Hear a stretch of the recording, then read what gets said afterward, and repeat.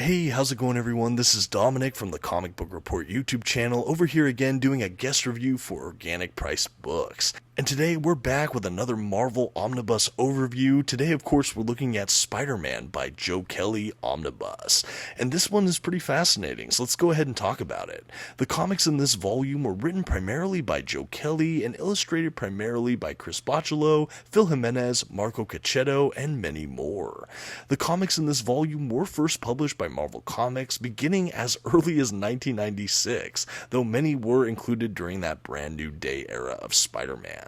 But let's talk about the issues it does collect. This omnibus includes The Amazing Spider-Man issues 575 and 576, 595 through 599, 606, 607, 611, 617, and 625, along with Non-Stop Spider-Man issues 1 through 5, Savage Spider-Man issues 1 through 5, Marvel Fanfare issues 2 and 3, Web Spinners Tales of Spider-Man issues 7 through 9, and material from Amazing Spider-Man Extra issues 1 and 3, Amazing Spider-Man issue 577, 600, 612, 634 through 637, 647, and Spider-Man Grim Hunt: The Kraven Saga. This is an oversized hardcover edition with beautiful glossy print paper stock, a sewn binding, and a total of 880 pages. Whew, got all that? Okay, well let's go ahead and look at the exteriors now. So this is our dedicated look at the front dust jacket cover for this release. I should mention that this is the standard edition cover with art from Ken Lashley. There was a direct market cover release as well. I'll go ahead and throw up a quick thumbnail of that just so you can compare the covers.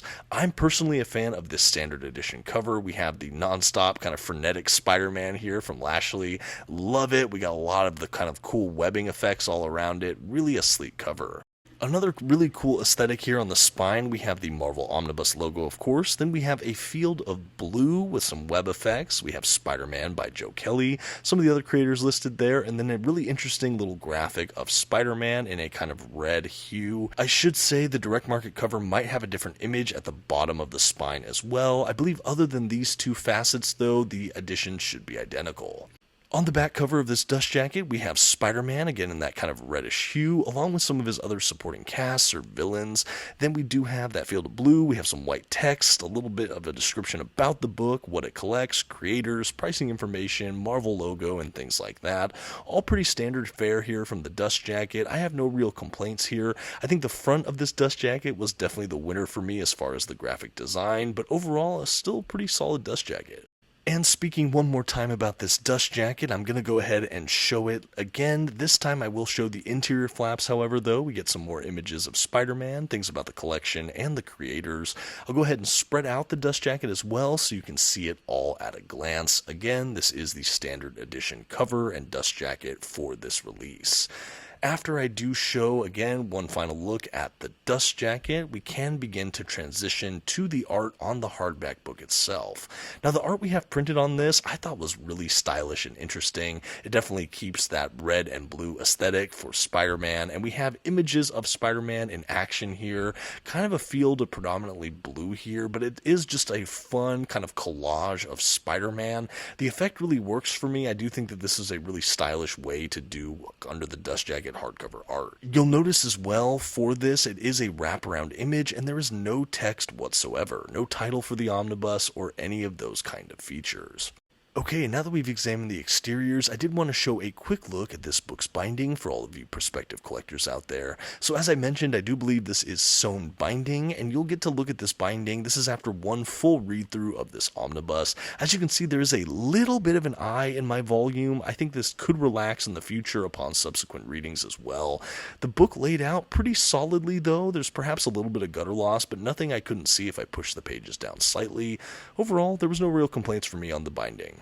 Okay, with that all taken care of, we can jump into the book proper. After some black end pages, we do have a title page and then a 2-page spread here where we have the title of the omnibus again, and then we have the mapped contents of this omnibus. We have all the creators involved, we have the publication information, things like that. These pages are what we have in lieu of something like a table of contents, and then after that, we basically jump right into the first issue in this collection.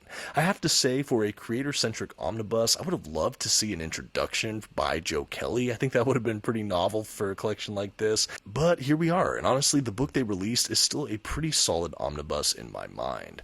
So again, this is an overview video for this release. If you want something that is a bit more spoiler heavy and goes into greater detail on some of the facets or my opinion on this book, you can check out my channel. I plan to release, if I haven't already, a full review on this omnibus. My channel again is The Comic Book Report if you're interested. But let me go ahead and set the stage for you kind of generally. Again, I'll try to go lighter on spoilers here the best I can, but I do want to set up how this book is put together and kind of give you an idea of what you can expect. Of course, you can see as I flip through the art from so many different creators, including the great Chris Bocciolo, who does a good amount of the art in this book. But why is this omnibus so interesting to me? I've read some other creator-centric Spider-Man omnibuses even, like the Spider-Man by Chip Zdarsky omnibus. You never really know with creator-driven omnibus collections how complete the issue count's going to be, especially if their run is broken up. I've seen some creator-centric omnibuses that will include an issue or two not by the creator just to fill out the run, and I've seen ones that avoid that completely and are really purist about being by the actual creator in the title. And I think that is really, the latter there, really what we have here with the Joe Kelly omnibus. We have him sprinkled out in this omnibus a ton of stuff that occurs during the Brand New Day era of Spider-Man, which of course takes place after the events of JMS's run on the book and One More Day, which really reset the status quo for Spider-Man, his relationships, his personal life. Because of that, this is a really easy omnibus to jump into for newer readers, as you don't need a ton of context to really enjoy the stories here. However, because we follow just Joe Kelly and not all of the creators during this era, we do jump around a lot with the storytelling. I'm happy to say that we do have a lot of self-contained stories. It's rare that Joe Kelly will pop in for an issue of an overarching story. They're all pretty self-contained for the most part, with maybe the exception of when we get to the Gauntlet Grim Hunt era, where there's a lot of different creators doing issues that build over, a period of time. But we kind of have a sprinkling of issues, again, just following Joe Kelly. But why I bring this up as well, this kind of mapping, is because there is a solicitation, I believe in January of 2026, where we expect to get a Spider-Man Brand New Day Omnibus Volume 2. As I understand it, the contents of that omnibus will double dip pretty extensively with this one. So a lot of people are on the fence. Do I get this? Do I wait for Brand New Day? Do I get both? I think where I land on that is if you're a fan of Joe Kelly and his stuff on Spider-Man, this is a book to pick up. Also, if you want to have Nonstop Spider-Man or Savage Spider-Man, the direct follow-up, those miniseries, I'm not sure if we're going to get those collected in other omnibus editions, and those are beautifully presented here in this omnibus. So those are a couple of the pros or cons there.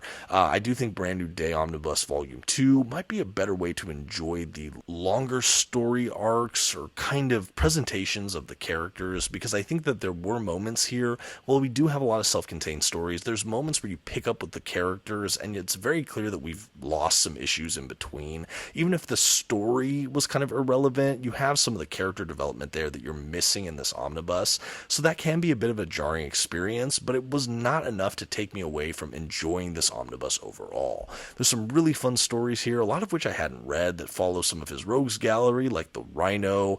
We have appearances by Norman and Harry Osborn. We have Hammerhead in this omnibus. We have Black Cat showing up for a couple notable issues. That was really fun. And of course we have appearances by Kraven and his family. I won't really spoil any of that, but that's some of the high points in this omnibus for me. After we have his period on Amazing Spider-Man, toward the back of this collection, we do have those issues of Nonstop Spider-Man, which go directly into the events of Savage Spider-Man. Both of those miniseries are kind of telling one complete 10-issue story, so I really am happy we have all of that together toward the back. And then at the very back, issue-wise, we do have the web spinners issues and things. We have also a story that follows Wolverine and the Hulk and Spider-Man and Ghost Rider. This is from the 90s.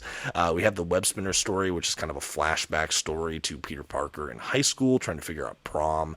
These are really fun, and my assumption is that these were some of the earliest of Joe Kelly's work on Spider-Man. I think the completionist in me is really happy to have them included in this omnibus, and I think including them at the very back was probably a good way to do that. I think other than that, this is all pretty chronologically released as far as what Joe Kelly did on Spider-Man. At the back of the omnibus, as you're seeing here, we do have a handful of collections, including a variant or cover art gallery. We do have some production sketches and behind the scenes kind of artwork. Again, not a ton of extensive written work here in the extras. Again, I would have loved to see that. The comic book creator nerd that I am, I would have loved to see an afterword or something. But I was still elated to have a lot of these art-based extras. It's always nice to see the special features or bonuses we get at the back of a collection. And that really is a quick overview for the Spider-Man by Joe Kelly omnibus. I also think that this is a really fun time to pick this up, since Joe Kelly, as I understand it, is the current writer or forthcoming writer for the main Amazing Spider-Man series right now. I think reading this, I'm even more hopeful for the future of Amazing Spider-Man. Maybe that's the ever optimist in me trying to hope for the best for that franchise. But yeah, a lot of fun issues here. There's some up, some down. But as a Spider-Man fan, I really did enjoy this omnibus quite a bit. If you're interested in picking up your own copy, of course, check out Organic Price Books. And Organic Price Books, thanks for having me. And thank you everyone for watching. Have a good one.